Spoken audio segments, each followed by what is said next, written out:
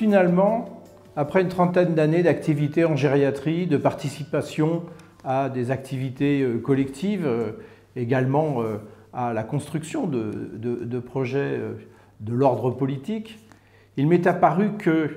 tout l'aspect positif du vieillissement était absent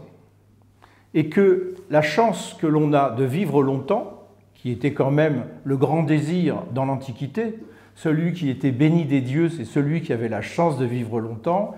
est devenue une réalité aujourd'hui. Et que cette chance, si elle nous permet d'avoir une société inclusive, eh bien ça fait que l'écriture de ce livre s'est progressivement orientée vers une description panoramique de la réalité du vieillissement à l'échelle individuelle, de ses aspects médicaux, mais aussi des aspects de prévention,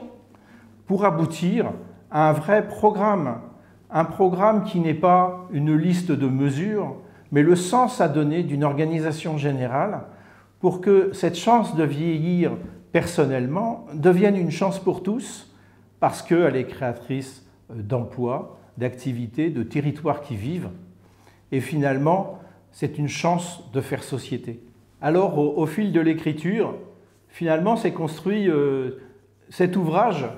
Alors, c'est vrai, au titre un peu voyant,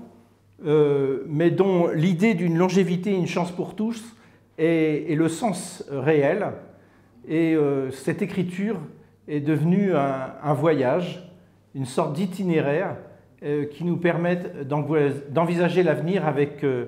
peut-être le sourire qui nous manque parfois et le plaisir de vivre ensemble.